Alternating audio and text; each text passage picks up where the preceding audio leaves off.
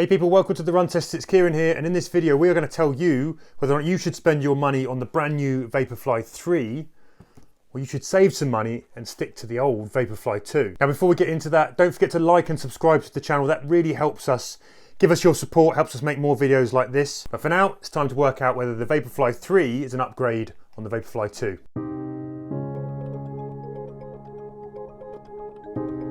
So first up, some really quick kind of top line spec details. The stack and the drop remains the same. You're going to get the same 40mm, 32mm heel to toe stack. That's an 8mm drop in both shoes. That hasn't changed. When it comes to weight, the Vaporfly 3 is a shade lighter at 6.9 ounces or 195 grams in a UK men's size 8.5. But we're talking margins here. The older Vaporfly 2 was just 7 ounces and 199 grams also in a UK men's 8.5.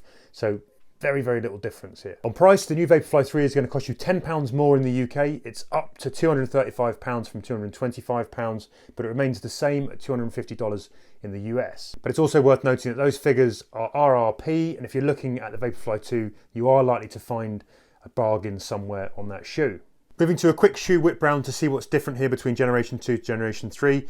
Things that are new, we've got new uppers, we've got tweaked midsole, we've also got changes to the outsole as well. Now, Nike says all of that has been done to deliver a smoother transition, improved stability and more energy return in the Vaporfly 3. So let's start with the midsole then. You've got the same stack height, but you are getting more ZoomX foam here. And the shape of that midsole foam has also been changed, Nike says, to improve stability.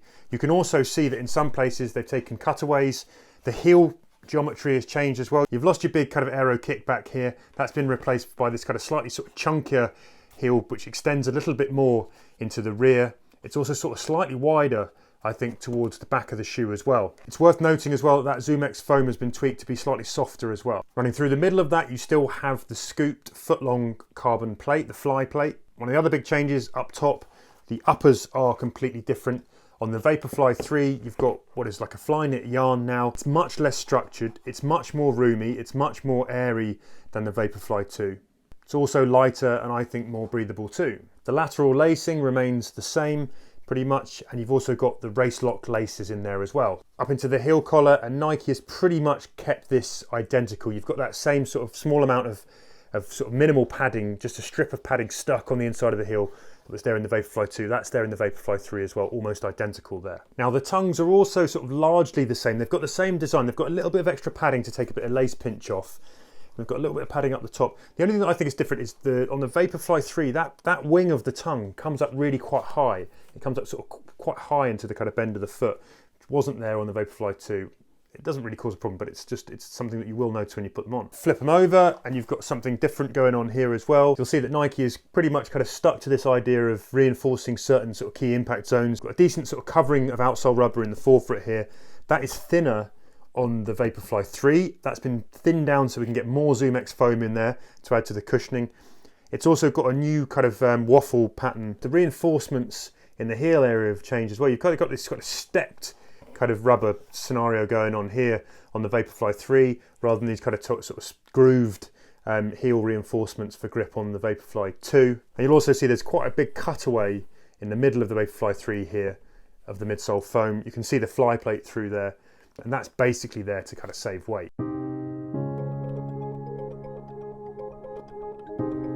Quick word on fit from me then. I ran in a UK 8.5 in both the Vaporfly 2 and the Vaporfly 3. I'd recommend going true to size. The only thing that I wanted to note really is that I think the Vaporfly 3 have got a much roomier fit. It's much looser. I found it a little bit harder to get kind of fully secure Loctite fit. I felt there was marginally more kind of slipping. It's not a major issue, but it does feel a little bit looser on the foot overall for me. That may be a good thing, maybe a bad thing. If you really like the roomy toe box, lots of wiggle room, there's a bit more here in the Vaporfly 3. And yeah, they just feel they feel overall a bit kind of more roomy, a bit more airy. Okay, so the fit for me in the Vaporfly 2 and the Vaporfly 3, I'm an 8. These are both size 8. I would definitely buy a size 8. They're very comfortable. There isn't too much room in the forefoot. And yeah, I had no issues at all putting both of these shoes on. Very comfortable from the off. The uppers are slightly different on these shoes. I'd say the Vaporfly 2 is a little bit more structured than the Vaporfly 3. It's not an issue. I actually really prefer the Vaporfly 3 upper. It just feels a little bit more breathable. a little bit more comfortable, but still has the structure that I'd want from a race shoe. So yeah, I'd stay in my size in both of these shoes. So I am true to size in both the Vaporfly 2 and 3. I wear the same size in both, a UK 9. It's the same size I wear in most of my running shoes, and I've got no concerns about the length at all of the shoes. The fit is a little bit different on the 2 shoes though. It's certainly more relaxed upper. On the 3, it's easier to pull on. It feels a little bit less constrictive, and I get less lace pressure on the top of my foot from the 3.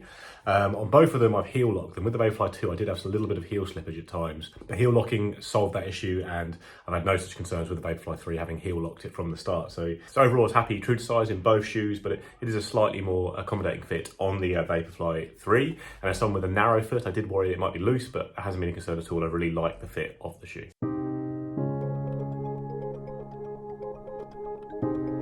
So I've just done my usual 1 mile side by side. I've got the old Vaporfly Next %2 on the left foot. I've got the new Vaporfly 3 on the right foot.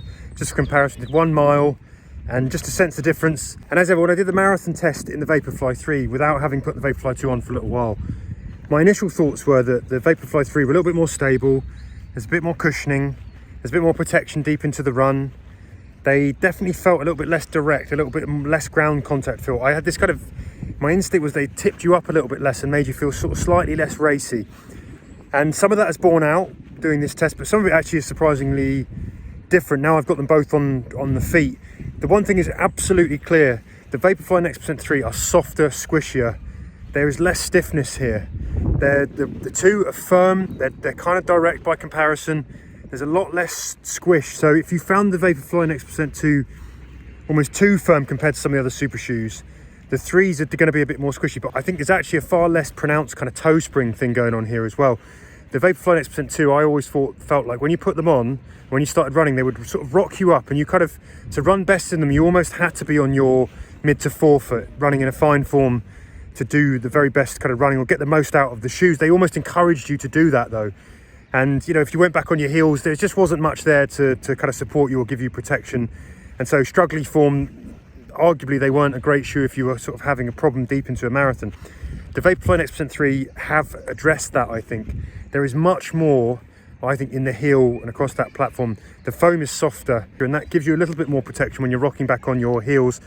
I do feel like the geometry of the sort of landing platform in the kind of midfoot, just at the back of the midfoot and into that heel, because the width of the heel goes a little bit sort of wider further back. That has kind of increased that, you know, there's a word that I sort of say democratization of the shoe. It's just made the Vaporfly 3 a bit more accommodating. If you're not running in this kind of all-out kind of fine form, if you get a bit more ragged, it will do a bit of a better job of protecting you. I'm not sure they feel punchier or faster though. I think you're sacrificing a little bit of that all-out kind of speed, and that kind of, it was encourage you to do kind of pick up your feet quick because you weren't sort of having a slightly sort of softer landing in the old Vaporflies. And so you almost had to tick over really fast in the old Vaporflies. And that meant basically you had to go fast in this shoe. It's a good 5K shoe. It could cope at a marathon when you were running really well.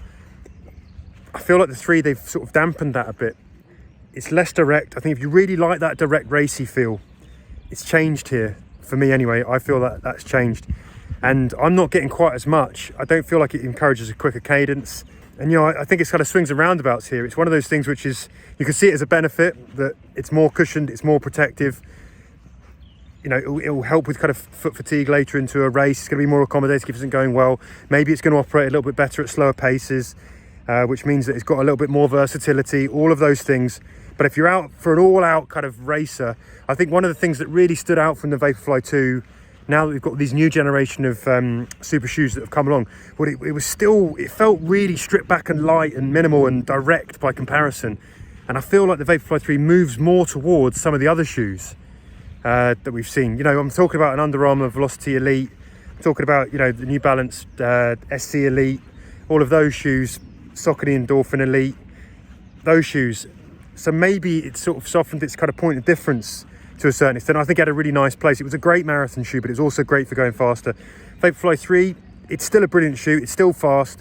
It's still a good racer, but it is different to me. It has changed, and I'm not entirely sure that I like it for the better. You know, I prefer a firmer shoe. I like the fact that it had that kind of direct racy feel, and that has changed. So yeah, I'm not entirely convinced to step on, but you might like it if you want something that feels a little bit softer and it's going to help you kind of maybe when you're not running quite so well. So I've been using the Vaporfly 2 a lot for my races in the past couple of years, and I've used the Vaporfly 3 for 100k since I had it, including the London Marathon and a short race of just under 5k. Big fan of both shoes. Got my 5k and marathon PB in the Vaporfly 2, and there have been some changes to the ride for sure with the Vaporfly 3, even though I think overall it is still quite a similar feeling shoe. You do get a little bit more cushion. It's a little softer underfoot, the Vaporfly 3 is, and that was certainly evident on my first run in the shoe. I did a long workout with a couple of steady 5Ks, sandwiching a park run all out, and it just felt very comfortable throughout, but still had the pace in that park run. I suppose one concern with the slightly higher midsole and the softer feel to the shoe is it might lose a bit of its edge over short distances, but I haven't really found that to be the case. Like, I did a track workout in the Vaporfly 2 a few days before the 3 arrived, and then did a track workout the week after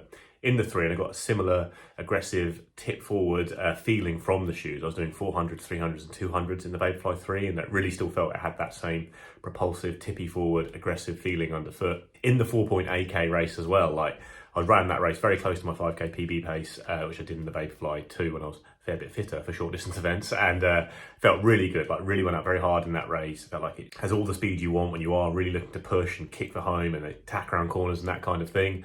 But it just had that little bit more cushioning underfoot, which I think gives you a little bit more energy return, but also just protects the leg so you can keep pushing hard late in races, even over short distances. It's obviously a lot more telling over the longer distances, and in the London Marathon, this felt really good in the late stages. Like, I did do that race as a neg split setup with a fairly controlled first half, did a 1:18 first half, 1:15 second half, running at marathon pace, feeling just as wrecked, but do feel you get a little bit more protection from the shoe, and it helps you tick over a bit better towards the end of the race, because it is still very light, but you're getting just slightly more bounce, I think, from this foam than with the Vaporfly 2.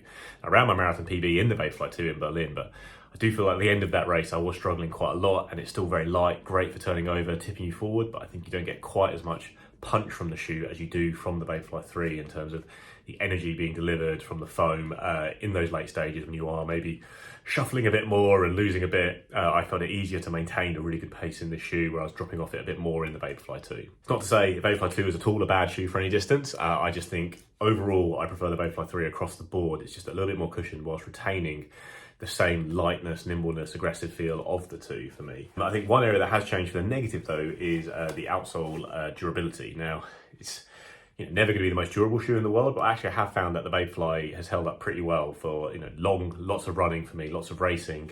The Vaporfly 3 with this thinner rubber outsole they've got and a slightly less generous coverage, I think you're noticing a bit more kind of wear at the back of the shoe there.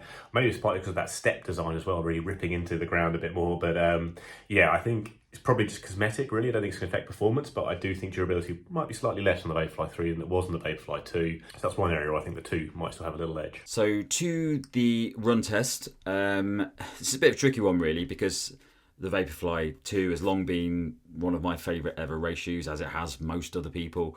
It's a fantastic shoe. I still think it's like the top 3 race shoes out there, even with the launch of so many different carbon plate shoes that have been out over the past couple of years. It's just a brilliant, lightweight, fantastically fluid shoe to run in. It feels very efficient. It feels very comfortable. And recently I've beaten all my PBs in the Saucony Endorphin Pro 3, but this has always been one of my top choices when it comes down to racing. And it's still if not the best carbon plate racer out at the moment, especially considering the price drop quite a bit over the past year in various sales and things like that. So many people are picking it up and finding out that it is a fantastic shoe.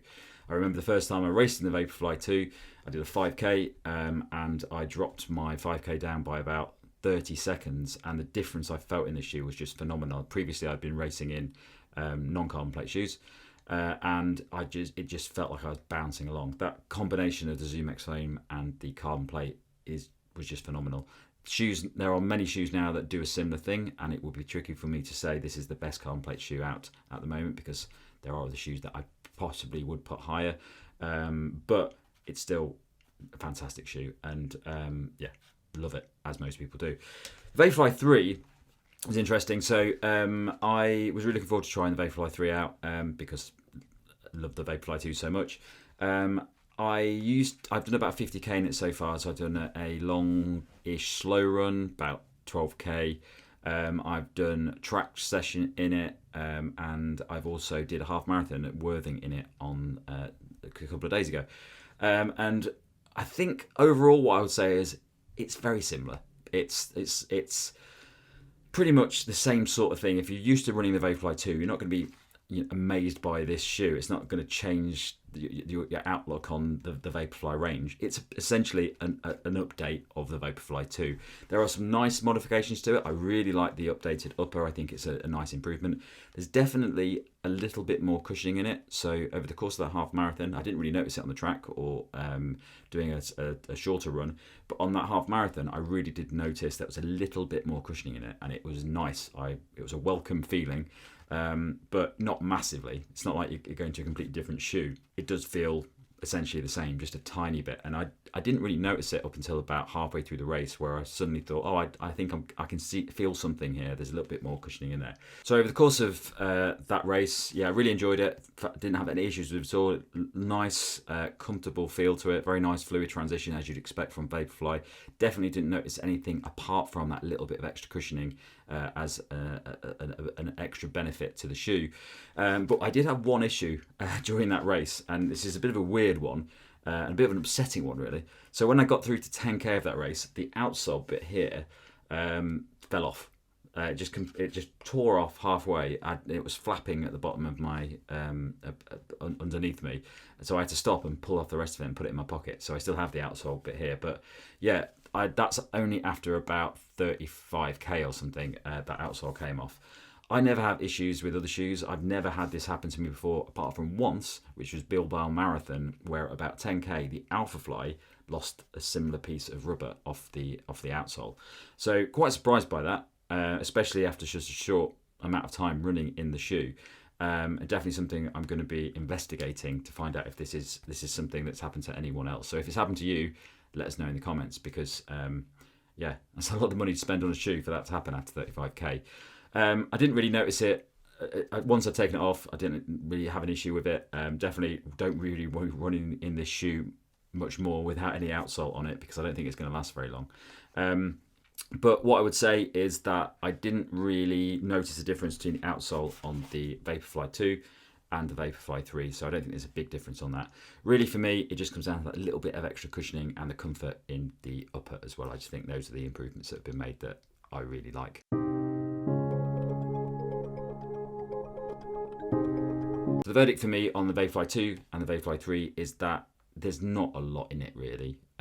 I would say that the Vaporfly 3 is a better shoe, but I would also say that it's only marginally better. So if somebody came to me and said you can buy the Vaporfly 2 for £150 or the Vaporfly 3 for a lot more, I'd get the Vaporfly 2, just because I think it's the improvements that have been made are not substantial enough to have that much cost on it. I do think it's a superior shoe though, so if you really want to go out and get it, I think you're getting a better shoe with the Vaporfly 3, although this outsole issue that I've got is a little bit worrying. So and I've not seen anyone else with that issue, but it is concerning. I'd really like to get another pair of these to test out if it happens again.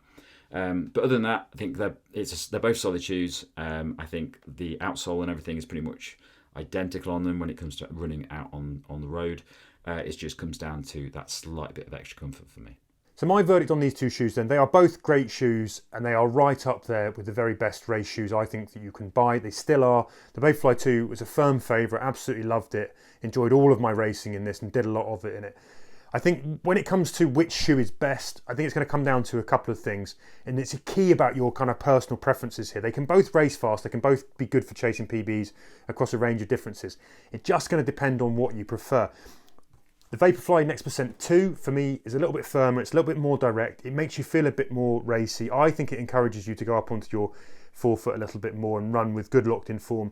It's not very, very good if things go wrong, and so for that reason you've got to be guns blazing all out, or you can come unstuck with the shoe later into marathon races. I really like that kind of slightly firmer, slightly springier, slightly stiffer shoe with the Vaporfly 2. It made me feel a little bit more racy. It just got my race head on. I think the Vaporfly Next Percent 3 has that, still has a lot of that, but it's softer, there's more cushioning, it's more forgiving if you're not running quite so well, so therefore it's arguably more versatile. But I think it's lost some of that all-out kind of punchiness. I think it's lost some of that all-out kind of race feel to it. it's been dulled down a little bit for me anyway. The way that I run, that's how I experience the shoe. So I think a lot here on what you choose is going to depend on whether or not you wanted the Vaporfly Next Percent 2 to have a little bit more cushioning and a little bit more protection, feel a little bit softer, because that's what you're going to get. It's still light, it's still racy. Or you preferred that kind of firm and direct feel that set the Vaporfly Next Percent 2 apart from a lot of the subsequent carbon shoes that we had come down the line. If I'm choosing personally, it's my money to spend. I think take into account the price kind of upweight of the Vaporfly Next Percent 3 in the UK and the fact that you can get the Vaporfly 2 for bargain prices now for as long as that will last, as long as they're on sale. I personally think that I would go for the Vaporfly Next Percent 2. So I really like the changes made to the Vaporfly across the board. I prefer the new fit of the shoe. I find it a little bit more accommodating and comfortable over long distances like the marathon. I think there's a little bit more cushion there. It feels a bit softer, a bit bouncier, a bit more protective and comfortable over the long distances, whilst retaining the light, aggressive feel that you get from the Vaporfly 2 over those short distances, whether that's track reps or road reps or short races like 5K, that kind of thing. You do have a slightly firmer feel in the Vaporfly 2, but I don't think that really translates into it being a more effective shoe. It's just, if you're really craving slightly firmer feel, maybe slightly more ground feel, then you get it with the shoe, but I think you get a slightly higher level of performance from the Vaporfly 3. The word slightly is key in all of this, because I do think this is a marginal update to the shoe. I think while I prefer the Vaporfly 3 across the board, I don't think it's enough of an improvement that I'd rush out and buy the Vaporfly 3 if you already have the Vaporfly 2, and if you're looking in sales and seeing the Vaporfly 2 for an awful lot less, I'd be keen just to pick that up. Like, I don't think it's a transformative change to the shoe. I do prefer it certainly for long distances, but I think it's still very close, and you're going to get a very similar level of performance on the day across any distance, which is to say, very high level of performance. So if you can bag a really good deal on the Vaporfly 2, it's probably going to be the smarter way to spend your money, even though I do prefer the Vaporfly 3 myself. So there you have it. That has been our head-to-head of the Nike Vaporfly Next Percent 2 and the brand new Nike Vaporfly Next Percent 3. There are lots and lots of other videos on the channel comparing the Vaporfly Next Percent 3 to other super shoes. We'll roll through more of those when we get the chance to. If you're interested in our all-out multi-tester review of the Vaporfly 3, that is appearing on the channel somewhere around about now. Otherwise, it's been a real pleasure to talk to you about the shoes. As ever, hit us up in the comments below. Tell us your views on the two shoes. Have you got your feet in the Vaporfly Next Percent 3? Have you found them different? Do you think they're an improvement? Do you think it's a step back? Do you think they're worth the extra £10 if you're paying more in the UK? Love to hear all of those thoughts. Don't forget to like and subscribe. Ring the bell so you'll be notified when new videos go up on the channel. And it's been an absolute pleasure to speak to you about these two shoes. And we hope to see you again soon on the Run Testers. Happy running, people, and good luck with whatever it is that you are doing out there when you're running along.